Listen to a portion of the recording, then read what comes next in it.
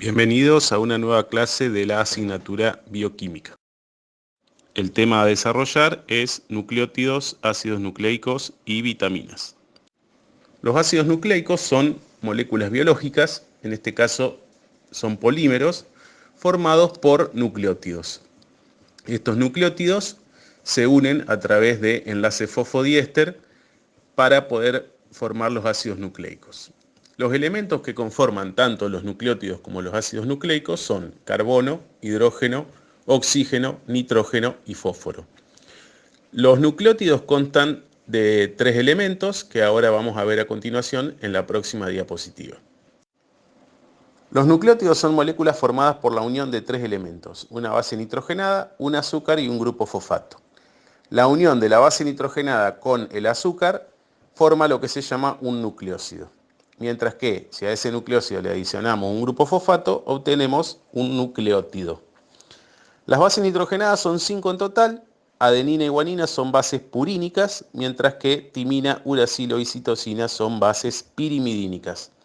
En cuanto a la pentosa, es un azúcar de 5 carbonos y puede ser ribosa o desoxirribosa. Finalmente, el grupo fosfato, cada nucleótido puede contener 1, 2 o 3. En el caso de los nucleótidos que forman los ácidos nucleicos, solamente hay presente un grupo fosfato. En la diapositiva podemos ver la estructura de un nucleótido, en este caso con 3 grupos fosfato, y también podemos ver las estructuras de las bases púricas y las bases pirimidínicas. En el caso de la pentosa se observa la letra R en uno de los enlaces. Esa letra R corresponde a un grupo hidroxilo, en el caso del azúcar ribosa, y a un átomo de hidrógeno, en el caso del azúcar desoxirribosa. Es decir, la única diferencia que existe entre la ribosa y la desoxirribosa es la presencia o la ausencia de un átomo de oxígeno. También podemos ver que, dependiendo de la cantidad de grupos fosfato que existan unidos al nucleósido, podemos tener un nucleótido mono, di o trifosfato. El enlace fosfodiéster es un enlace de tipo covalente que se genera entre el grupo hidroxilo, que está ubicado en el carbono 3' de un nucleótido, y el grupo fosfato presente en el carbono 5' de otro nucleótido. Al formarse el enlace fosfodiéster, se libera una molécula de agua y se forma lo que se denomina un dinucleótido, es decir, 2 nucleótidos unidos a través de este enlace. El enlace fosfodiéster es esencial para la vida, ya que es responsable de la formación de las hebras tanto de ADN como de ARN. En la diapositiva podemos ver un gráfico que nos muestra cómo se forma el enlace fosfodiéster. 2 nucleótidos de vital importancia a nivel metabólico son el ATP y el GTP. El ATP se denomina adenosina trifosfato, mientras que el GTP se denomina guanosina trifosfato. Ambos están formados por una base nitrogenada, adenina en el caso del ATP y guanina en el caso del GTP, unida a una pentosa y a 3 grupos fosfato. Tanto ATP como GTP se producen durante la fosforilación, ya sea a nivel de sustrato o fosforilación oxidativa, y son consumidos por muchas enzimas que se encargan de catalizar distintos procesos químicos. Cuando el enlace entre los últimos 2 grupos fosfato se rompe, se libera una gran cantidad de energía que es aprovechada por las mencionadas enzimas. En la diapositiva podemos ver la estructura tanto del ATP como del GTP. 2 dinucleótidos de vital importancia a nivel celular son el NAD y el FAD. El NAD es la abreviatura de nicotinamida adenina dinucleótido. Es una coenzima que tiene su forma oxidada y su forma reducida. Está compuesta por adenina y nicotinamida y estos nucleótidos están unidos a través de sus grupos fosfatos. Su función principal es intercambiar electrones y protones y producir energía en las células. En el caso del FAD es flavina adenina dinucleótido, es decir, una flavina unida en este caso a una adenina, también a través de los grupos fosfato. Al igual que el NAD, tiene la función de intercambiar electrones y protones en reacciones metabólicas. Como dijimos previamente, el FAT está formado por una vitamina, que es la vitamina B2. Bien, ¿qué son las vitaminas? Las vitaminas son 3 en total y si le sumamos 16 minerales, conforman los micronutrientes. Los micronutrientes no son sintetizados por los humanos, por lo tanto se deben incorporar en la dieta.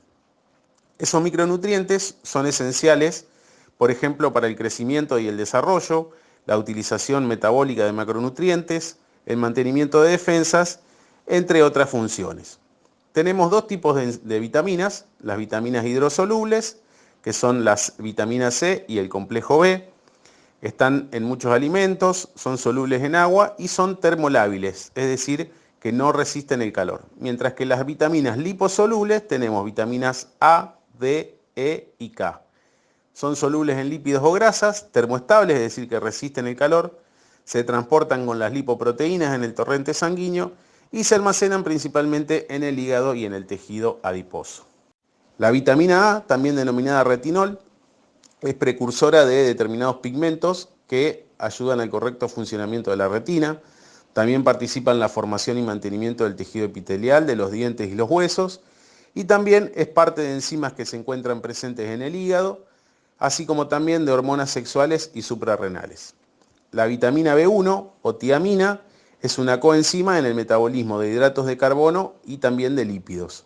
La vitamina B2, también denominada riboflavina, forma parte de la coenzima FAT, es esencial en el metabolismo de la célula, también es necesaria para la integridad de la piel, las mucosas y la córnea. La vitamina B3, también denominada niacina, forma parte de la coenzima NAT, es esencial en el metabolismo de la célula, participa también en la producción de hormonas sexuales y hormonas relacionadas con el estrés. La vitamina B5, también denominada ácido pantoténico, forma parte de la coenzima A, que es muy importante en el metabolismo de los carbohidratos, proteínas y lípidos. La vitamina B6 o piridoxina es una coenzima en el metabolismo de los aminoácidos, interviene en la formación de la mielina, que está presente en las neuronas, del ADN y del ARN. Y también es necesaria para la fabricación de anticuerpos. La vitamina B8, también denominada biotina, forma parte de las coenzimas involucradas en la síntesis y degradación de grasas y de aminoácidos. Y por último, la vitamina B9 o ácido fólico interviene en la síntesis de purinas y pirimidinas y también es necesaria para la formación de glóbulos rojos. La vitamina B12 participa en la síntesis de bases púricas. La vitamina C es un cofactor de importantes enzimas y también es necesaria para la producción de colágeno. En el caso de la vitamina D es una hormona que es producida por los tejidos, pero sin embargo esta producción no alcanza a cubrir todas las necesidades, por lo tanto también debe ser ingerida en la alimentación. También regula niveles de calcio y fósforo en sangre y es esencial para el desarrollo del esqueleto. La vitamina E es un antioxidante y por último la vitamina K participa en la coagulación sanguínea. Ahora hablaremos de los ácidos nucleicos. En primer lugar hablaremos del ácido desoxirribonucleico, también conocido como ADN. El ADN se forma por la polimerización de desoxirribonucleótidos que están formados por un grupo fosfato, una desoxirribosa y una base nitrogenada que puede ser citosina, guanina, adenina o timina.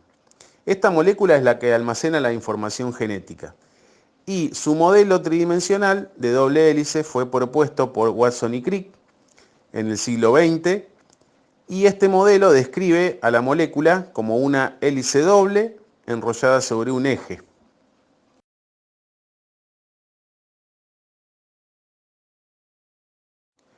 Como dijimos, las bases que pueden aparecer en el ADN son adenina, timina, guanina y citosina. Entre la adenina y la timina existe lo que se llama la complementariedad y esta se establece a través de la formación de dos puentes de hidrógeno. Mientras que entre la guanina y la citosina también existe complementariedad, la cual se da con la aparición o el establecimiento de tres puentes de hidrógeno. Al igual que las proteínas, el ADN tiene niveles estructurales. El primer nivel es la estructura primaria, la cual es la secuencia de desoxirribonucleótidos que están unidos por enlace fosfodiéster en una cadena. La estructura secundaria, que es el segundo nivel estructural, se refiere al apareamiento específico que existe entre bases nitrogenadas que pertenecen a dos hebras distintas pero enfrentadas entre sí. La estructura terciaria se refiere a cuando el ADN se almacena formando nucleosomas asociado a distintas estructuras, dependiendo si se trata de células eucariotas o de células procariotas. Por último, la estructura cuaternaria hace referencia a el enrollamiento que sufren los nucleosomas formando la cromatina. Cuando la célula entra en división, el ADN se compacta formando los cromosomas. En esta diapositiva podemos ver la estructura secundaria del ADN, la cual consiste en dos hebras paralelas y enfrentadas. Las bases nitrogenadas se encuentran en el interior de esa estructura y esas bases se encuentran unidas a un armazón que está formado por las pentosas y los grupos fosfatos. El enrollamiento de la hebra es siempre de estrógiro, es decir, hacia la derecha, y por cada vuelta de la doble hélice o de la doble hebra se cuentan 10 pares de nucleótidos. Las dos cadenas son antiparalelas, es decir, que el inicio de una coincide con el final de la otra y viceversa. Y además son complementarias, es decir, la complementariedad se cumple siempre entre adenina y timina y entre citosina y guanina. En esta figura podemos ver con más detalle la estructura del ADN.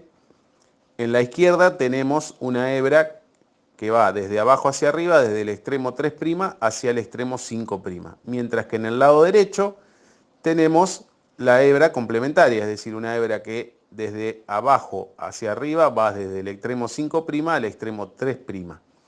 Y en el centro de esa estructura podemos ver la complementariedad de bases, donde se forman dos puentes hidrógeno entre adenina y timina y tres puentes hidrógeno entre guanina y citosina.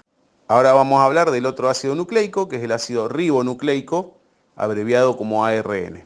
El ARN se forma al polimerizar los ribonucleótidos, los cuales están formados por un grupo fosfato, una ribosa y una base nitrogenada que puede ser citosina, guanina, adenina o uracilo.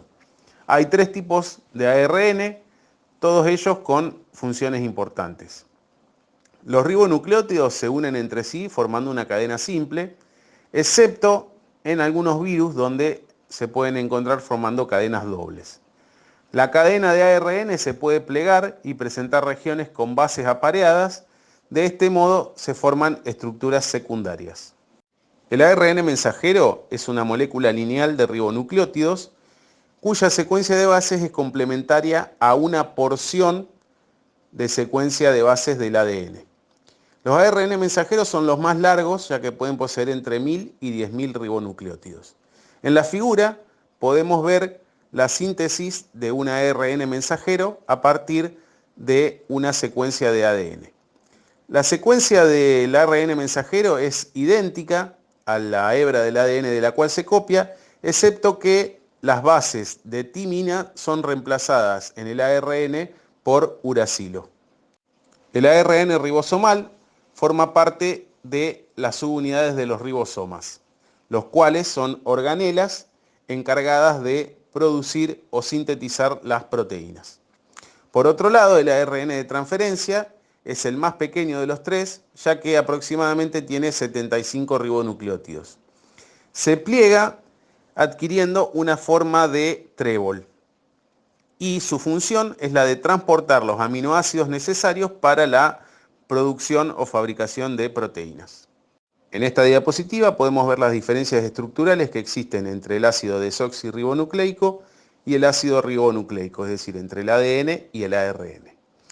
El ADN, por un lado, la pentosa que tiene es desoxirribosa, mientras que el ARN tiene ribosa. Por otro lado, las bases nitrogenadas que podemos encontrar en el ADN son timina, adenina, guanina y citosina, mientras que en el ARN podemos encontrar uracilo, adenina, guanina y citosina. Finalmente, la forma tridimensional que tiene el ADN es de una hebra doble, mientras que el ARN es de una hebra simple. Así finaliza la clase. Muchas gracias.